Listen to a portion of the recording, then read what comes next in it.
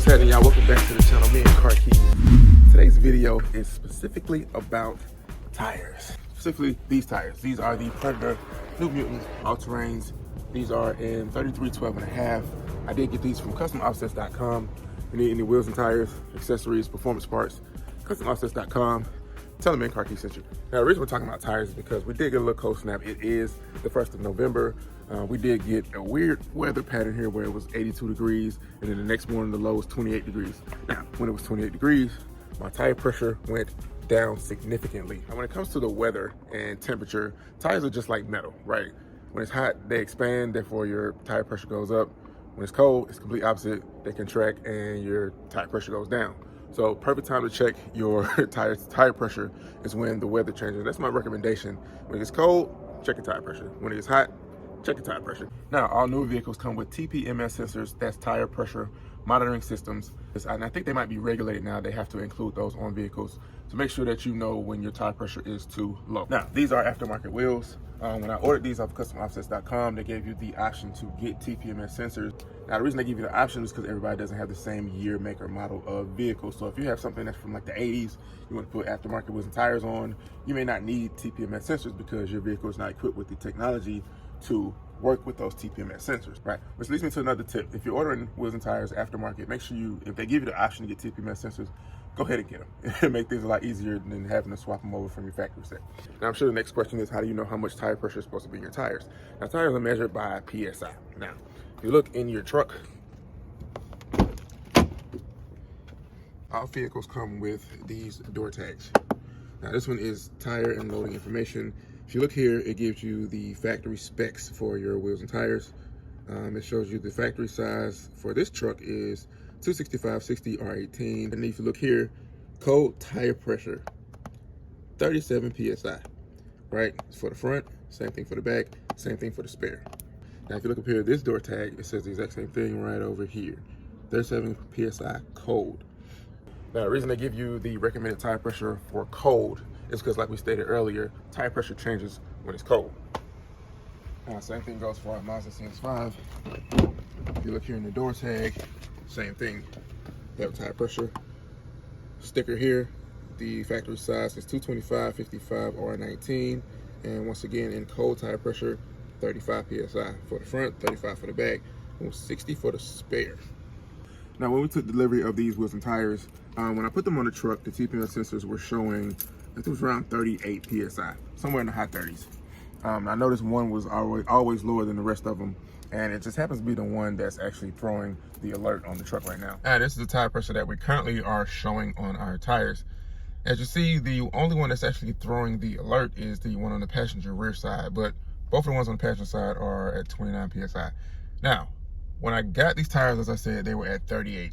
So as you can see, the difference is when the weather is, when it's colder outside, you can see what the difference is. So going from 38 PSI down to 29 PSI, that's a drastic difference. Now, it's only been one below freezing morning, and right now it's 55 degrees. So I didn't expect it to be that low.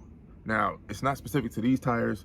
This is, all tires are susceptible to weather and temperature changes. The ironic thing about it is the Mazda CX-5, it was the exact same tire. The passenger rear side tire, exact same tire. Why that is, I don't know.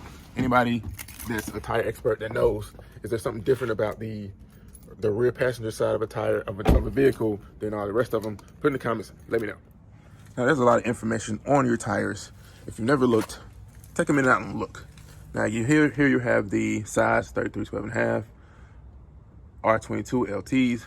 If you look here, load range E, so these are E-rated tires, and that E-rated just tells you how much of a load that these tires can handle. If you look down here, right, max load for these tires is 2,270 pounds at 65 PSI cold.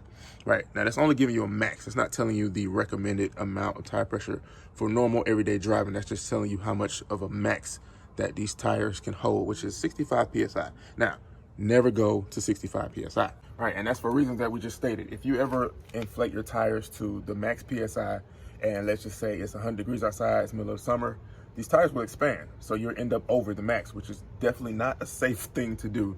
I have stories of tires exploding on the freeway. I'll tell you about that some other time. So Never inflate your tires to the max PSI. So the question is, how do you know how much PSI to put in your tires, aftermarket tires, if there's no information there? Google it. All right, so Google sent me to a website called tirepressure.com. Now, tirepressure.com has what's called the tire pressure calculator. On this side, you have your OEM side. You can put in your OEM sizes, you put in your wheels, your tires, and your factory PSI. Then over here, you put in your new tire, put in your new tire size, new wheel size, and your new rating, your new tire rating, and it will give you this. OEM tire size, 37 PSI, your new tire size, and then it'll give you your new recommended PSI, which is 45.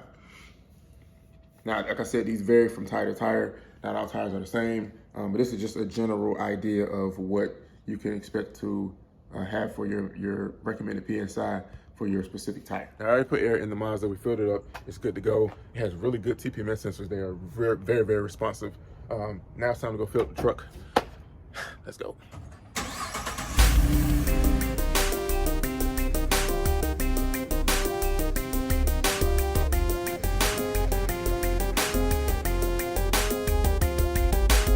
So a lot of people don't trust the TPMS sensors, which I can kind of understand that. I mean, it is technology, so there is room for error there. However, TPMS sensors are probably the most accurate way to check your tire pressure. So when we get to the gas station, there is a monitor on the fill up. So it'll tell you how much tire pressure actually is in your tire. They make a lot of little tire pressure readers to tell you how much tire pressure is in there, and we'll check it again when we get home.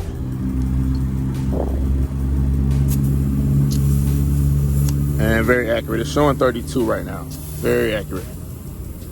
So I'm gonna get this up to about 40. Boom, let's go.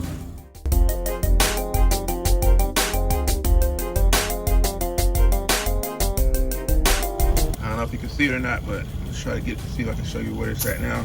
All right, we are at, there we go. A little over 40, almost 45 PSI. So I end up having to pay twice. It is $2.50 for 5 minutes, and you can only pay by card nowadays. So I had to pay twice. All right, when you get done, always make sure you replace your tire caps. They're not weird. A random brake pad just sitting in the middle of the parking lot. Surprisingly, it's not showing an alert. Normally, it'll take a minute to register, but it's pretty good that it's not showing anything. So let's see if we can scroll. Oh, there we go. 44 PSI all the way around. So I missed it by 1, but good. That's good. 44 PSI all the way around. So we're good on tire pressure.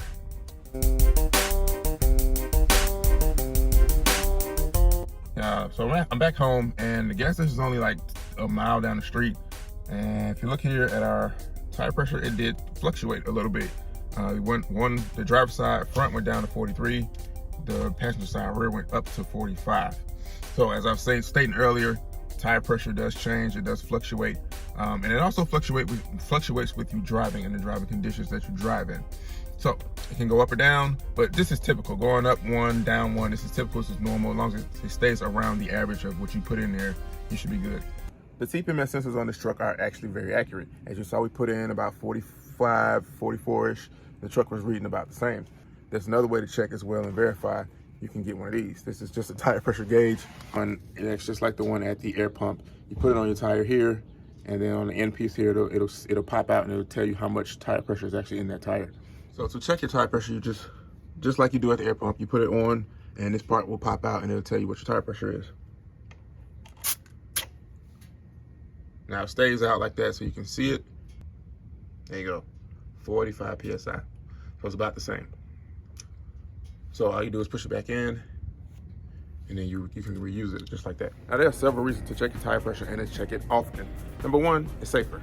Right? The last thing you want is to be riding and your tires underinflated or overinflated and you don't realize it. Now the tires, the rubber, a lot of them is hard to tell when you're underinflated unless it actually goes flat. So a lot of times you'll have a slow leak and you won't realize it until it's almost too late. So check it often, safety. Number two, it'll help them last a lot longer, right? If they're underinflated, they'll wear down a lot faster than they normally should or normally would.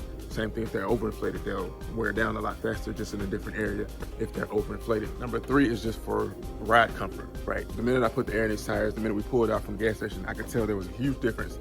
I mean, it was rolling a lot smoother, it was accelerating a lot easier, it was braking a lot quicker as well. So it's another reason to check your tire pressure and check it often. So thanks for watching another video on the Meandcarkeys channel. That's my little bit on tire pressure. If you have anything to add, any advice, put it in the comments below. I do appreciate that. I do appreciate the comments. If you haven't subscribed to the channel already, go ahead and subscribe to the channel, Meandcarkeys. We have videos coming out once a week, and we have a couple more videos planned for tires, and we're going to do some test runs as well. So stay tuned to the channel. Till next time, thank you for watching.